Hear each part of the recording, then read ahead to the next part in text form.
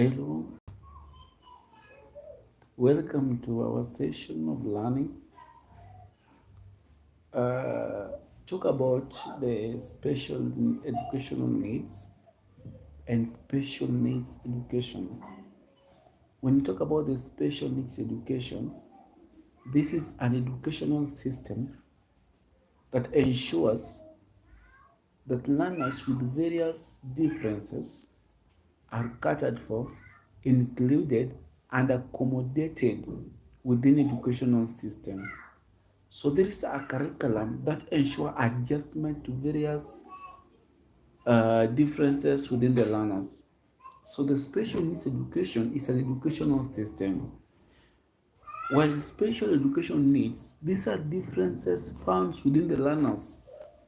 Different learners have got different needs. So to cater for them, we need what is called the special needs education.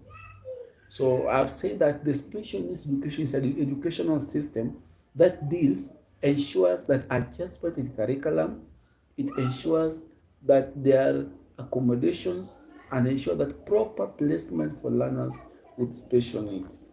Again, we have what is called special education needs, and I've said these are differences found within the learners, and these learners have got different needs. Now, let's talk about various needs within the learners. I'll definitely pick different special education needs. Such needs like, let me talk about the hearing impairments, let me talk about the visual impairment, and let me talk about what is known as the I've said hearing impairment, visual impairment. Let me talk about the autism spectrum disorder, the ESD, and let me talk about the Down syndrome. Now, let me start with this called hearing impairment. Hearing impairment is categorized in different ways. Number one, we have categories of learners with hearing impairment. We have the deaf, and we have the partial deaf. Such learners are categorized again into depending on the degree of the hearing impairment. For example, learners who are let me start with learners who are deaf. Learners who are deaf, definitely these are learners who cannot hear completely. They cannot hear completely. Even when you talk to them directly, they will not hear you because they have what is called deafness. So deafness is an impairment found within learners. So let's talk about what is the cause of deafness. What causes deafness? What makes a learner to become deaf? What makes a learner to become deaf, or a child or a person to become deaf? Number one, deafness can be caused by, number one, we call them the prenatal causes. We have the perinatal causes, and we have got postnatal causes. So let's talk about the prenatal causes. These are from the term pre, it means that it is before birth. Yeah, maybe this is as a result of maybe the mother is exposed to some of these factors, or that maybe influences the environment where the mother is, and so on and so forth. Those are what you call the prenatal factors before birth, definitely. And such may be like accidents. Yeah, they may be exposed to maybe drugs, and mother is exposed to drugs. The perinatal is when the mother is pregnant. So what are some of the factors that can cause death during the perinatal stage? During the perinatal stage, like when a mother is exposed to accident, the baby can develop some of the sensory disorders that definitely will lead to deafness. Number two, we talk about the perinatal causes. This is when the mother is exposed to drugs. There are certain drugs such that when a mother uses them, then definitely this mother can, these drugs can cause effects or defects to these fetus. So once the the mother is exposed to such drugs, then definitely the learner can become deaf. And again, let us talk about, I've said drugs, like even alcohol. When a mother drinks a lot of alcohol when she's pregnant, then definitely the baby can become deaf.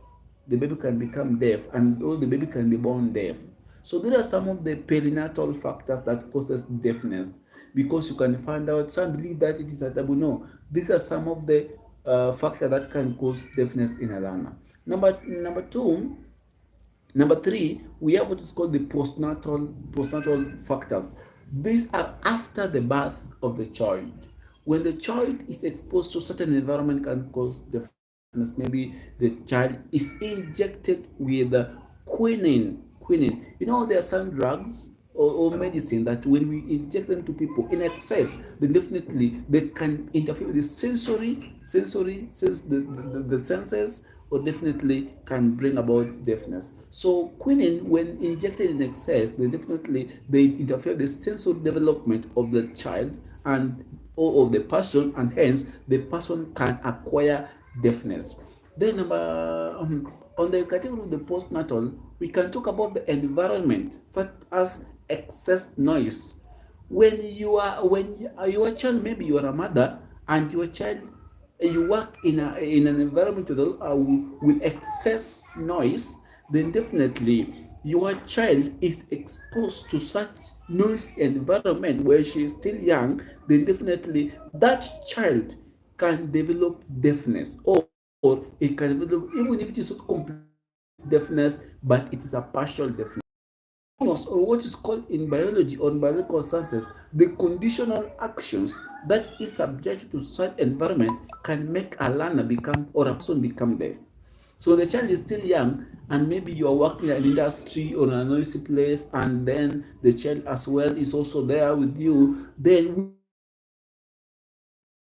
deafness, or can develop hard in hearing. So such environmental factors, we call them the postnatal factors. They are factors that causes deafness after the birth of the person or after the birth of the child. For example, excess noise, and I've talked about some drugs or medicine that are injected in excess, such as the quinine, and also let me talk about certain accidents.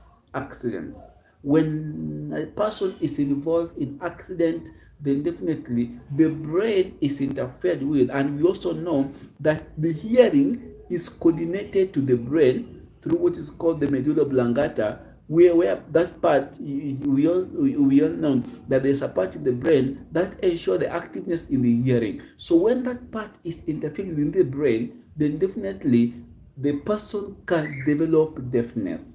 That is why I've talked about the causes of deafness. What makes a person become deaf? Because some of us, we believe in a very primitive way anyway. I'm sorry to say that because I'm online, but I'm live anyway. But some of us believe that deafness is as a result of curse.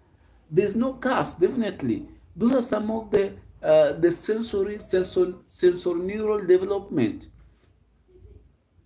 Maybe I've said that they can be as a result of the factor that they're prenatal, before birth, postnatal, perinatal during birth, or postnatal after the birth of the person. That will cause deafness. Let me get to hear from your comment what you think about it, because some of us believe that deafness is caused by the causes, where we come from, and so on and so forth. No, but I'm here to remind you, as a special educator, that deafness can be caused of such factors. Now, we are talking about the hearing impairment as number one special educational needs of a learner. What are some of the ways in which we can deal with learners who are deaf or people who are hard of hearing? We have such people who are hard of hearing and the deaf. Let me start with people who are hard of hearing. Such people can hear, but at a certain level. They can hear, but at a certain range of environment. For example, when we have people, when you shout to them, they can get you. But when you talk slowly, they cannot get you. We call them hard of hearing, the hard hearing learners. So how do we deal with these people, or how do we deal with such learners? What we can do is that we include them within regular education system. When you find out that these people can hear but are partially, we include them in the regular educational system, whereby we do some adjustment to education system or to classroom environment. When you find out that we are a teacher and there is a learner of yours who cannot hear you when you talk slowly, the first thing you have to do is to bring learner close to you, such that whenever you talk, he or she can get you clearly. Number one. Number two, we adjust the environment to accommodate these learners with special educational needs. So how can we, number two, how can we accommodate learners? We can do what is known as ensure that the environment or the classroom environment is quiet as possible. Ensure the environment is quiet. And again, you ensure that these learners do not strain to hear you. How do we make environment quiet? It should be free from noise. It should be free from noise. So in such ways, definitely the learners can feel accommodated, and then definitely allow them ask questions. You pose questions. If they participate, then you will know that these learners are definitely getting you in the classroom. If they don't, then you as a teacher ensure that the learners are definitely actively participating in the classroom. Let me talk about the deaf. The deaf cannot be accommodated within a regular school, but they can be integrated in a special unit. You can take them to special schools or deaf schools, whereby we teach them sign language. The Kenyan Sign Language ensures that the learners who cannot communicate verbally or vocally communicate with hands. So that is where these learners who can communicate directly through the word of mouth, you teach them Kenyan Sign Language. When you teach them the Kenyan Sign Language, then definitely they will get a way in which they can talk. So these are some of the ways you can accommodate learners who are deaf. Take them to deaf schools, and you ensure that these learners get a special care. And what the special care is, that you ensure that they are taught the Kenyan Sign Language. While in the special unit or while in the deaf schools, do not just leave them. Let the learners participate actively, even in the co-curriculum activity. The participation in the co-curricular activity will ensure cognitive development, which in turn will also ensure the development in the intellectual development. So when you take them to deaf schools, don't just leave them. No, ensure that these learners participate actively. They participate actively in sports, in games, and also in music. Though they cannot sing, but they can, there's a way they can dance in drama. Such learners actually, they are talented. Some of them are very funny. They can participate in dances. You just teach them random dances. Just dance with them and also teach them. I remember back years, I taught learners in a special school or in a deaf school. I taught them poem until we reach national level. There is a way in which you can ensure that these learners get accommodated in such an environment. Thank you so much. Now, let me talk about the second category of learners with special needs. These learners, we call them learners who have Down syndrome. In my next lesson, you will just bear with me, but in my next lesson, I will come with a chart to show learners who have got Down syndrome. Who are these learners with Down syndrome? Learners with Down syndrome, number one, they are learners who are short, they have stature growth, they have raised eyes. You can see here, they are kind of this way. They have raised eyes, and again, they have flat nose ridge in a way that this nose here, this bone within the nose here, this ridge here, is not there completely. So they have flat nose ridge. The eye is upgrowing this way, and then definitely they have short growth.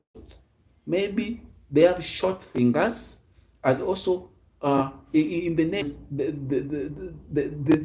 nails or the nails within the feet uh, are not grown, they're short grown. Yeah, so such learners, they have abnormal growth within the fingers or within the nails. So that is a physical characteristics of learners with Down syndrome. Number one, I've said that they have their eyes are raised. They have raised eyes. Let me just show you in a way this, and also they have flat nose ridge and undeveloped fingers. Undeveloped fingers. I mean, they're short. They have short fingers or the short nails, undeveloped. So, what causes Down syndrome? Down syndrome is a genetical disorder. It is a genetical disorder. These are disorders found within the genes. And one of the genetical disorders that talk about the Down syndrome is caused by what is called, we all know that in the chromosome number, the N number within the chromosome is 23. Combined, it becomes 46. But again, in this case, there are excess chromosome number 21. We call the 21N chromosome, or what is called the trisomy.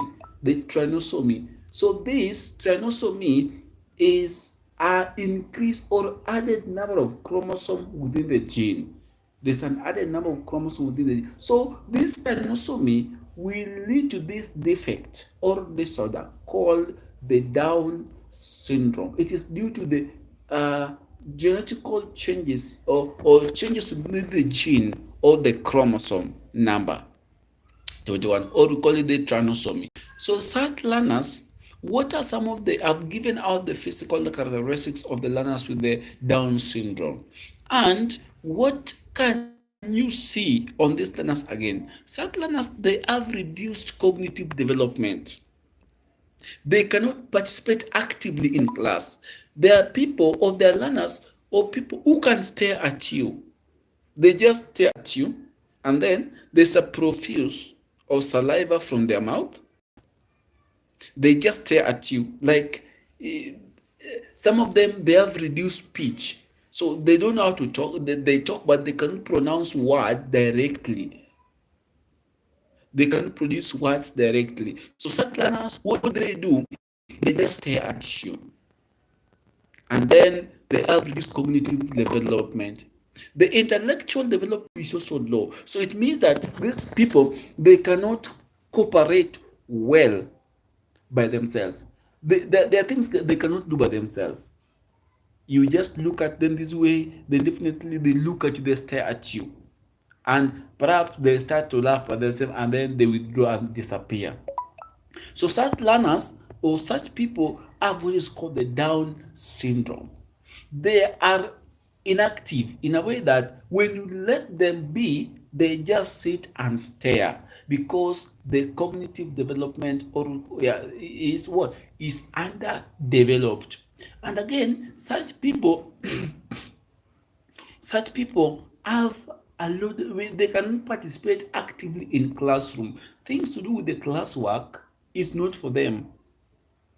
Things to do with the classroom, like that is not for them. So what do? They are just there staring at you. So there is a way in which we can integrate these learners to regular school, such that these learners participate actively. So what increases the growth or the development of these learners who have Down syndrome? Number one, we have to ensure that they are included in the regular educational program. So when you have these learners in your regular schools, as a teacher, what you have to understand is that these learners must be integrated. They must be included within the educational program. I've given this live or online teaching because I know we have teachers watching here. So you teachers ensure that these learners are included within educational program, and you have to come up with an IEP, educational a individualized educational program, which is a program that ensures that learners with special needs are catered for. There are adjustments to the curriculum, and also there are also adjustment and accommodation within such schools. Number two, these learners participate actively in the school co-curriculum activities. When they're engaged in the curriculum activities such as sports, they become active. There is a motor development. There is what's called the cognitive development. By the way, these co-curricular activities such as games, sport, and athletics increases the development of the cognitive of the learner. So when the learner is developed, or the learner is included in these co-curricular activities such as sports and games, they become active. Like I said, that these learners with Down syndrome, they are not definitely active at the first time.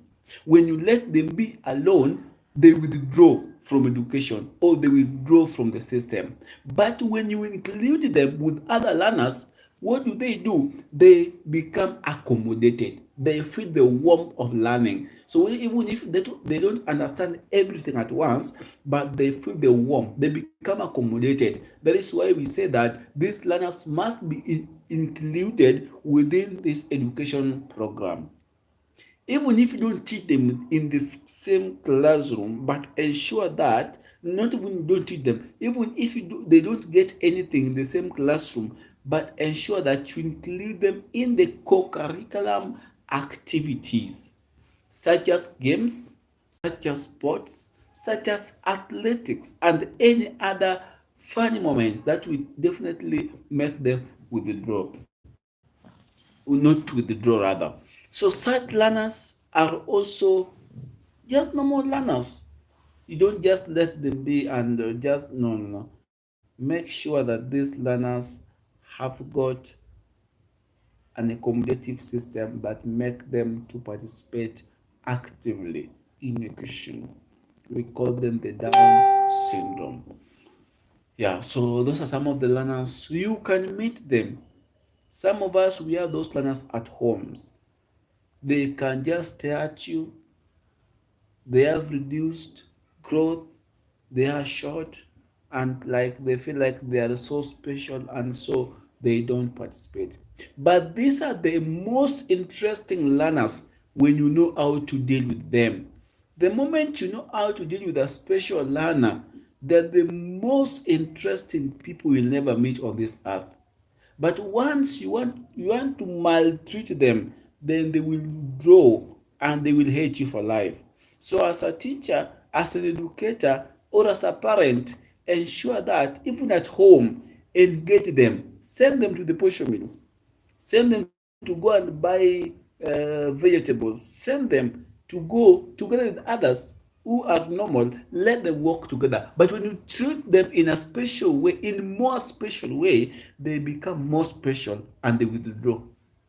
So they think like, no, with me, I'm special, so I don't have to participate. But the moment you include them, that is when definitely they will have to participate. They will have to participate. Now, let us look the category of another learner. We call them the autistic learners. Learners with autism spectrum disorder. These learners with autism spectrum disorder, we call them the autistic learners. What is autism? Autism is a sensorineural development. Autism is a sensorineural development that entails difficulty in social communication, interaction, and also behavior. Learners who are autistic or the autism, who have autism, less social communication, social with interacting with the people in the environment. That is why we call them the autistic learners. They are learners with autism, and there is a way in which these learners have to be handled such a way that you as a parent, me as an educator, we have to understand these learners. So autism is a sensory development which entails difficulty in social communication, engagement, interaction, and definitely that such learners have got such difficulties. The reason why we call them the autism spectrum disorder, because the spectrum itself, the term spectrum means there are differences, or I mean category of differences of learners within the learners. So it is not just one disorder. There are different disorders or differences found within learners. That is why we call them autism spectrum disorder. So what causes autism spectrum disorder? Maybe we can say that this disorder are caused maybe by the environment. They may be caused by the traumas. So such we cannot say, but they can also be caused by uh, such environmental factors that may interfere with the brain system. Or they can also be called, we can also say the maternal what? Maternal causes. Maternal causes, like what affects the mother when she was pregnant, and definitely can affect the brain development of the learner. So once there is a mental disorder, that is what leads to autism. A mental that was called the sensor neural development disorder. The lack of proper coordination within the brain that definitely leads to hyperactions or hyperactivities within the learners. So, what are some of the symptoms or the signs that you are autistic, or you have autism, or your child has got autism? Number one, a child which has got autism, we find out they are more hyperactive. They have what is called the anger issues. They have what's called the anger issues. Such learners can definitely start to throw tantrums. When I say throwing, these learners will definitely will shout. They will throw things. You get learners just throw chairs anyhow. When they are angry, then definitely they start to throw things left, right, center. These learners, they can even come out from school, and definitely they find that the mother has not prepared anything. Then they start shouting hardly, and they kick everything. When they find you in the house, they can even pierce you with the knife. They are more emotional, and they start throwing tantrum. They can even throw stones. For example, when they need water, and the water is not close with them, they can even start throwing things, we can say mugs around, cups, because they just need water. So such are signs and symptoms that your child is autistic. Another one, you can find that when a child is autistic or you have autism, then definitely this person will have to find it so hard interacting with people. It is not a personality, it is a disorder. That is why we have to differentiate between autism and introversion people.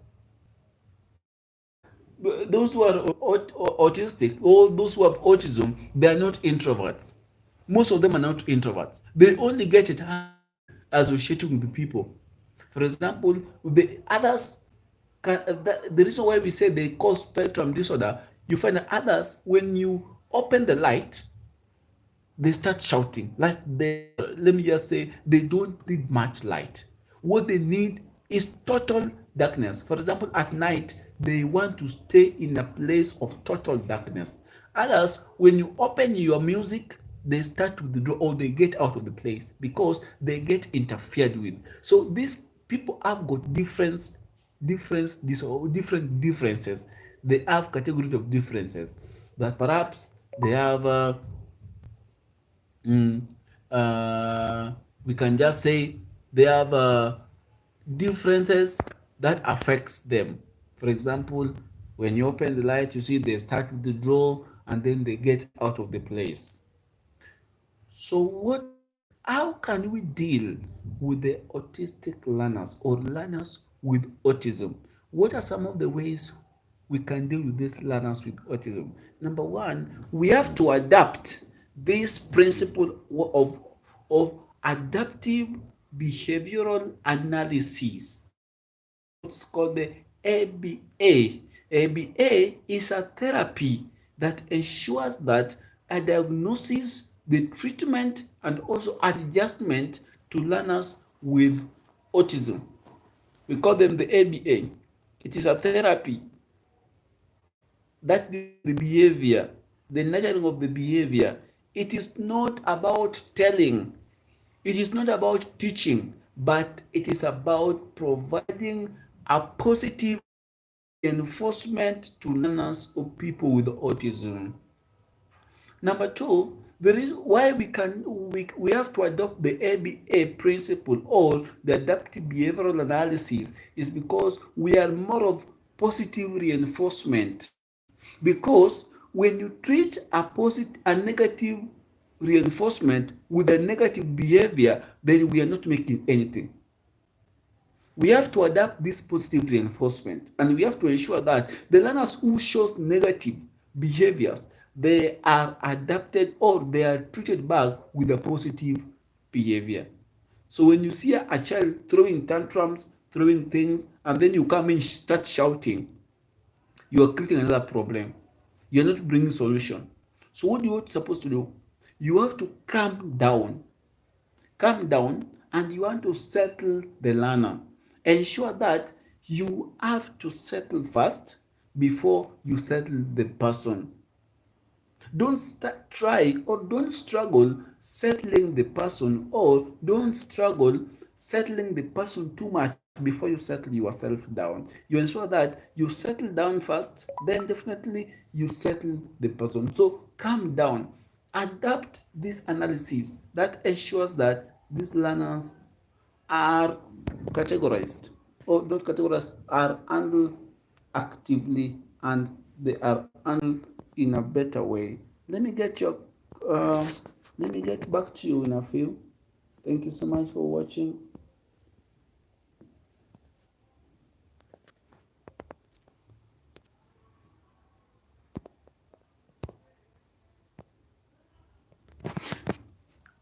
Yeah, so that is a way in which we can deal with learners with autism. Adapt this principle of adaptive behavioral analysis that ensure this is a therapy that ensures that these people who are autistic are dealt with. Number one, just be calm. Ask the person or ask the child or ask the student what he or she needs. When you find out that the behavior is conditional, that such that she needs water, that is why she's throwing out her legs or his legs and throwing things around, provide that water. Just let that water be. Don't be in a way that, why don't you just go and bring water by yourself? Why must no. Just become and provide that water. There is a way in which, because you are dealing with a student, you are dealing with a disorder. That is why I say it is called autism spectrum disorder. You are not dealing with a regular or a normal student. That is a special learner, a special child. So what you have to do definitely is to ensure that this child has given a special treatment. Not definitely special and much, but ensure that you adapt this therapy.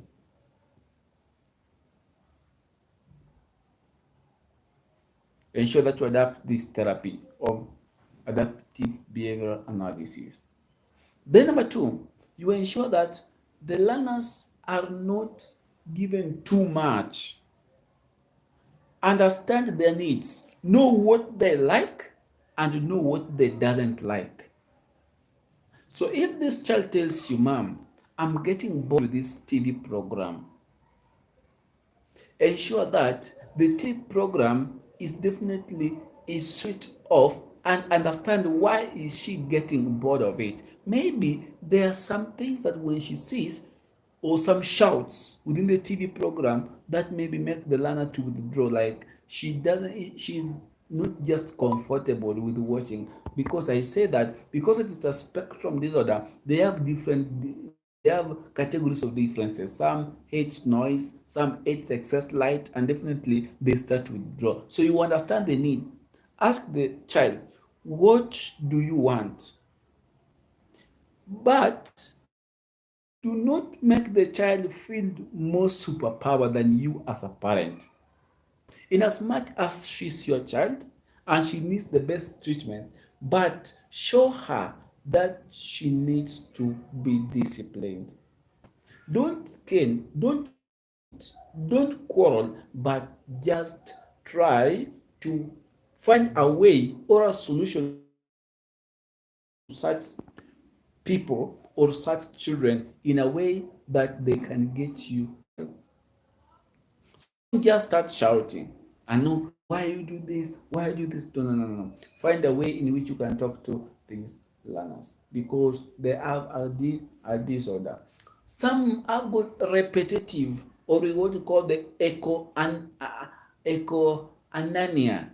The econania means that they have uh, repetitive characteristics. They like to repeat whatever they have seen the TV. You find them sitting down by themselves, then they repeat. Or when someone was saying, "Oh, accident in Nigeria, accident," they just try to repeat that accident in Nigeria, accident in Nigeria, accident in Kenya, accident in Kenya. That repeat is called the echo anania. So such learners definitely is the way or the signs that your learners are autistic or they have autism spectrum disorder. Allow me just get maybe if there is some question I get from you, my people, so that we can just see what you do. Welcome, everybody.